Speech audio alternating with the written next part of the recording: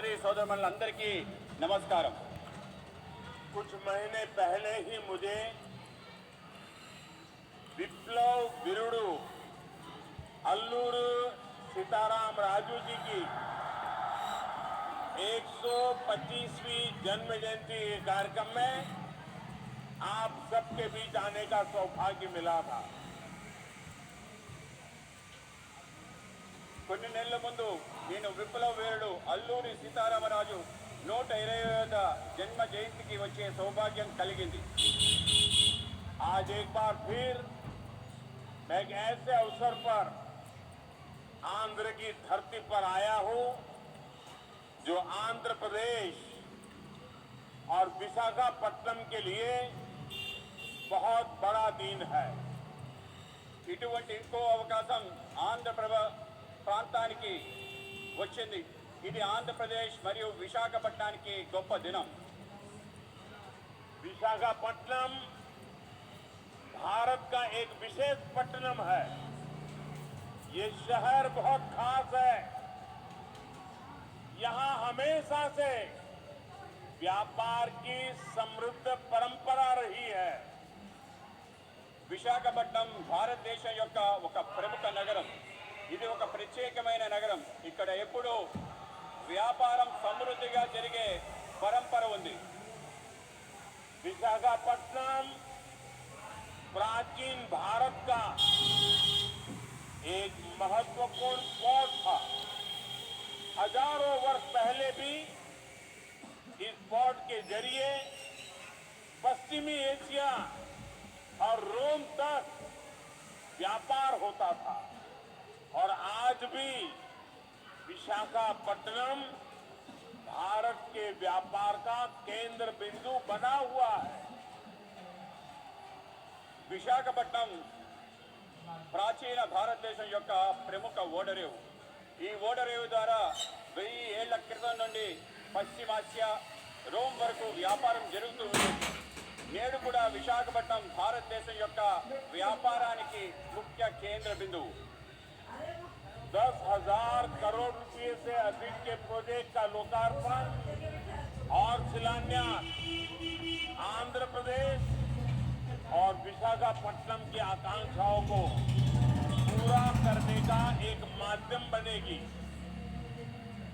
10,000 కోట్ల ప్రాజెక్టులు దేశానికి అంకితం మరియు శంకుస్థాపన చేసే ఆంధ్రప్రదేశ్ మరియు విశాఖపట్నం ప్రజల ఆకాంక్షల్ని పూర్తి చేసే మాధ్యంగా ఉంటుంది। ये योजनाएं इंफ्रास्ट्रक्चर से लेकर ईज ऑफ लिविंग और आत्मनिर्भर भारत तक कई नए आयाम खोलेगी, विकास को नई ऊंचाई पर ले जाएगी। मैं इसके लिए आंध्र प्रदेश के सभी निवासियों को हृदय से बहुत बहुत बधाई देता हूं। ఈ పథకాలు మౌలిక సదుపాయాల వల్ల సులభతర జీవితానికి స్వయం సమృద్ధి భారత సాకారానికి అనేక అవకాశాలు కల్పిస్తుంది। ఇది అభివృద్ధి యొక్క కొత్త శిఖరాలు చేరుకోవడానికి తోడ్పాటు అందిస్తుంది। నేను ఇందుకోసం ఆంధ్రప్రదేశ్లో నివాసం ఉంటున్న అందరికీ హృదయపూర్వక అభినందనలు తెలుపుతున్నాను।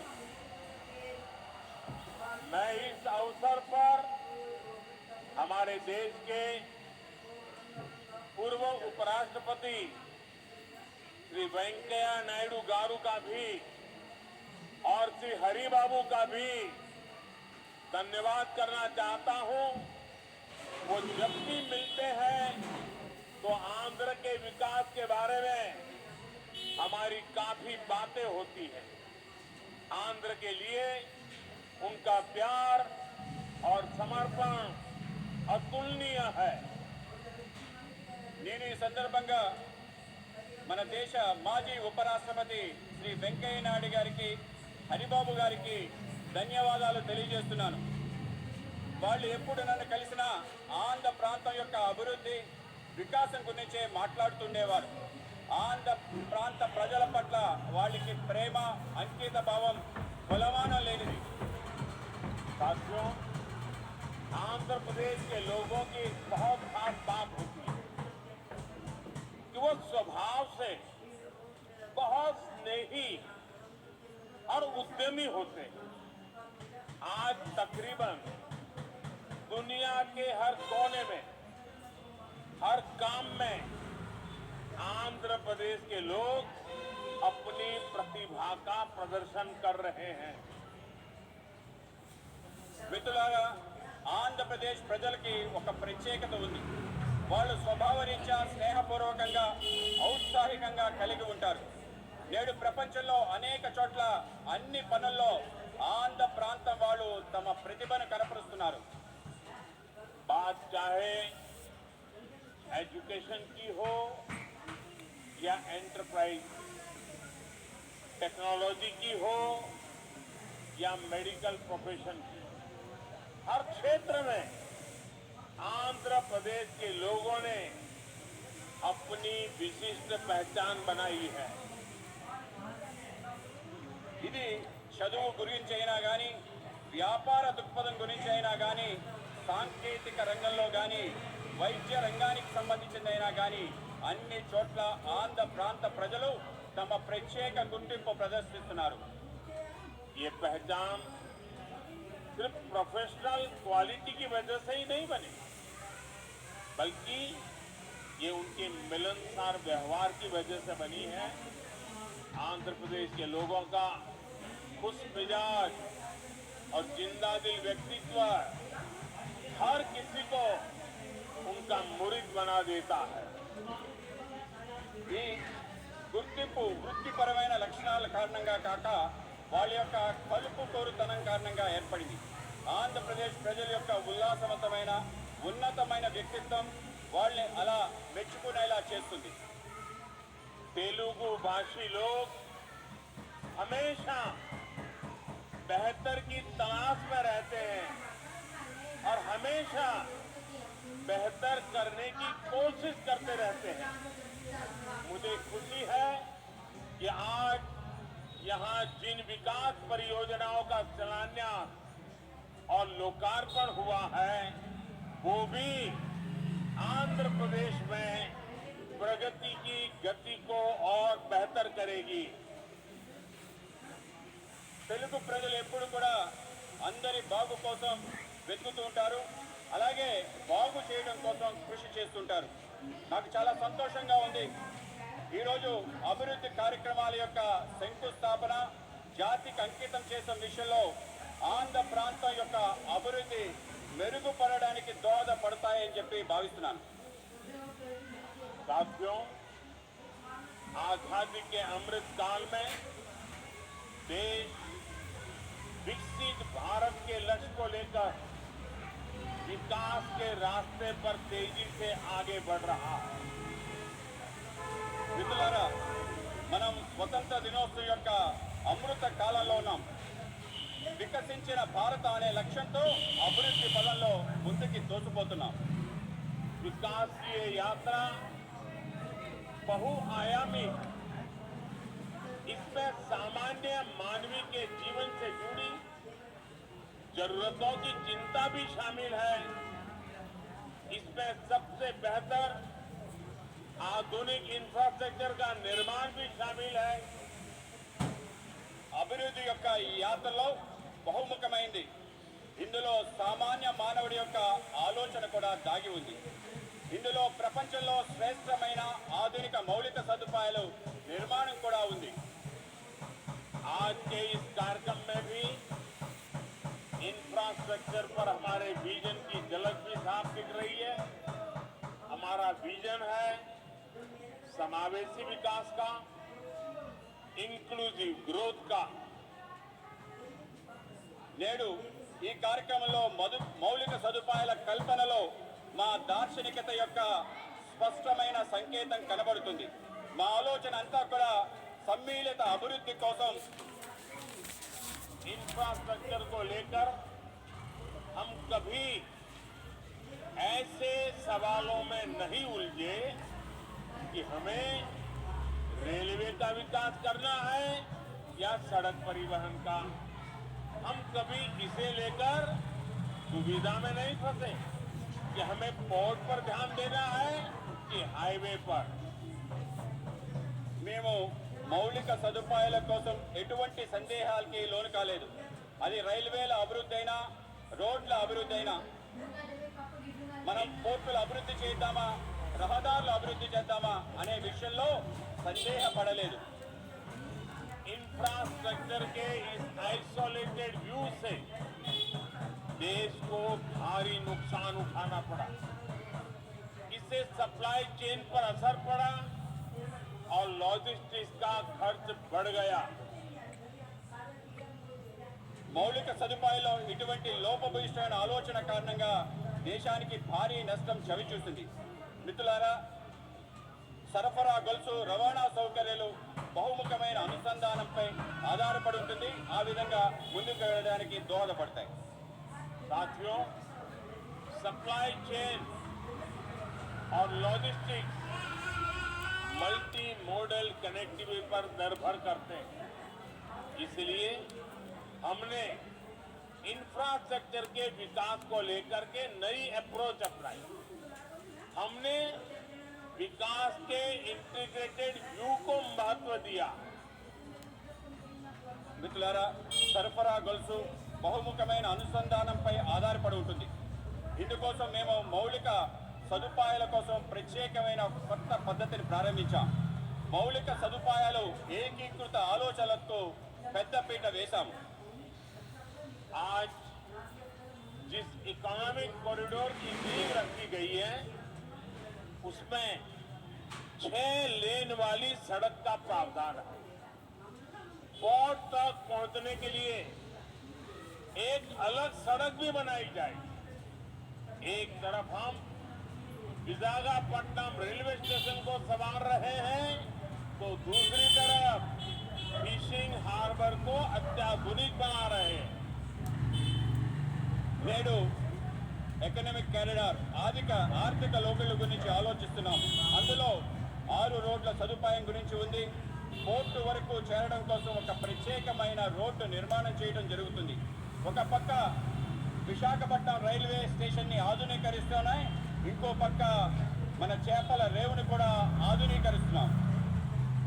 साथियों, इंफ्रास्ट्रक्चर का ये इंटीग्रेटेड व्यू पीएम गति शक्ति नेशनल मास्टर प्लान की वजह से संभव हुआ। गति शक्ति प्लान से न सिर्फ इंफ्रास्ट्रक्चर निर्माण की रफ्तार तेज हुई है, बल्कि इससे परियोजनाओं पर लगने वाला खर्च भी कम हुआ है।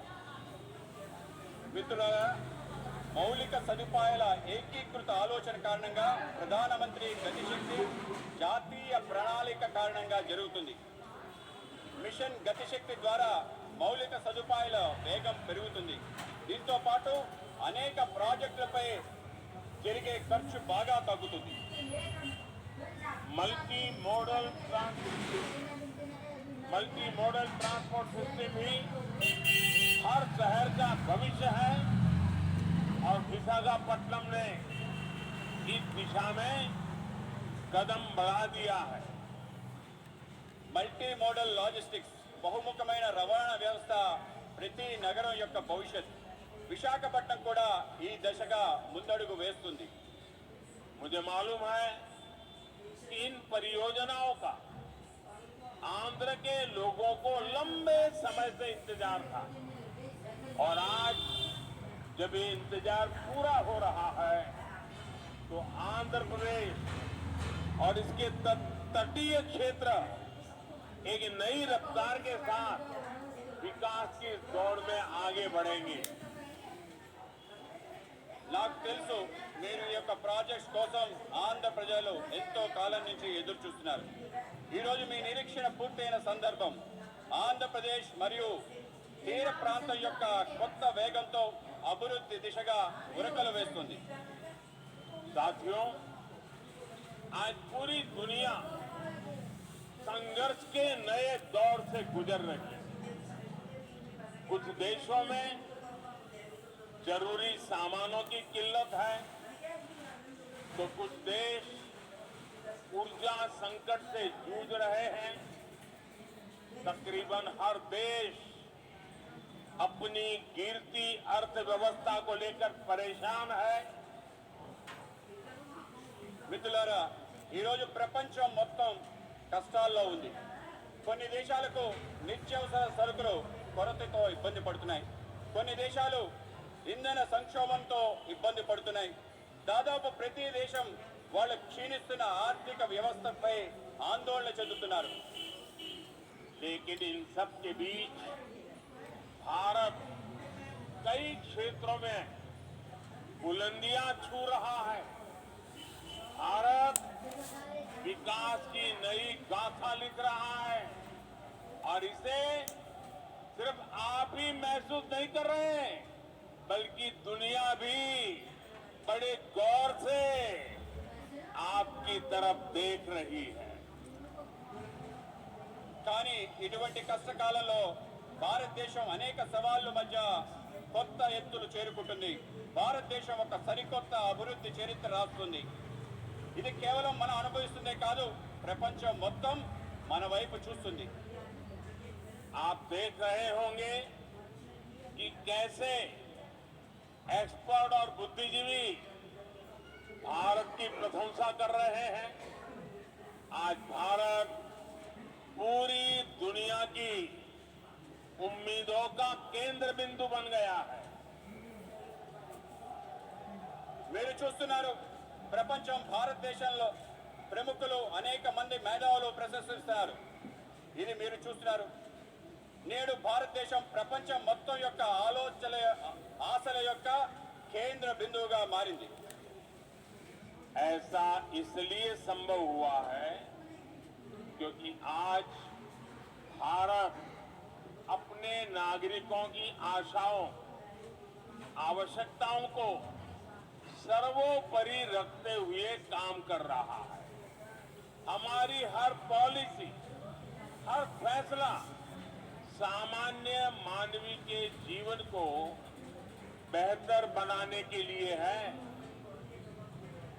ఇది ఎందుకు అయిందంటే, ఇప్పుడు భారత్ వాళ్ళ పౌరుల యొక్క ఆకాంక్షలనే ఆశల్ని ప్రధానంగా తీసుకుని పనిచేస్తుంది. మా ప్రతి విధానం, మా ప్రతి నిర్ణయం సామాన్య మానవుడి యొక్క జీవితాన్ని మెరుగుపరచడం కోసమే. आज एक तरफ PLI scheme, GST, IBC, national infrastructure pipeline, गति शक्ति जैसी पॉलिसी की वजह से भारत में निवेश बढ़ रहा है, तो दूसरी तरफ गरीबों के कल्याण के लिए चलाई जा रही योजनाओं का लगातार विस्तार हो रहा है। నేడు ఒక పక్క పిఎల్ఐ స్కీమ్, జిఎస్టి, ఐబీసీ, జాతీయ మౌలిక సదుపాయాలు, పైప్ లైన్, గతిశక్తి వంటి పాలసీలు వల్ల భారతదేశంలో పెట్టుబడులు పెరుగుతున్నాయి. మరోపక్క పేదవాళ్ల కళ్యాణం కోసం అనేక పథకాలను అమలు చేస్తున్నాం. వాటిని నిరంతరం పెంచుకుంటూ పోతున్నాం. विकास की इस यात्रा में आज देश के वो इलाके भी शामिल हैं जो पहले हाशिए पर होते थे। सबसे पिछड़े जिलों में भी एस्पिरेशनल डिस्ट्रिक्ट प्रोग्राम के जरिए विकास से जुड़ी योजनाएं चलाई जा रही हैं। అభివృద్ధి యొక్క ఈ ప్రయాణంలో దేశంలో అనేక ప్రాంతాలు, అట్టడుగు ప్రాంతాలు కూడా చేర్చబడ్డాయి. ఆకాంక్ష జిల్లాల కార్యక్రమంలో వెనుకబడ్డ జిల్లాల్లో అనేక రకాల అభివృద్ధి కార్యక్రమాలు అమలు చేస్తున్నాం. देश के करोड़ों गरीबों को पिछले 2.5 साल से मुफ्त अनाज दिया जा रहा है। पिछले 3.5 साल से पीएम किसान योजना के जरिए किसान के खाते में हर वर्ष सीधे 6,000 रुपये पहुंच रहे हैं। దేశంలో కోట్లాది మంది పేదవాళ్లకు గత 2.5 సంవత్సరాలుగా ఉచిత బియ్యం ఇస్తున్నాము. గత 3.5 సంవత్సరాల నుండి ప్రధానమంత్రి కిసాన్ సమ్మాన్ నిధి ద్వారా రైతుల ఖాతాల్లో నేరుగా 6,000 రూపాయలు చేరుతుంది. इसी तरह सनराइज सेक्टर से जुड़ी हमारी पॉलिसी की वजह से युवाओं के लिए नए अवसर बन रहे हैं. ड्रोन से लेकर गेमिंग तक, स्पेस से लेकर स्टार्टअप तक हर क्षेत्र को हमारी पॉलिसी की वजह से आगे बढ़ने का मौका मिल रहा है. అదేవిధంగా సన్ రైజ్ సెక్టర్స్ యొక్క ఆలోచన కారణంగా యువతకి కొత్త అవకాశాలు లభిస్తున్నాయి.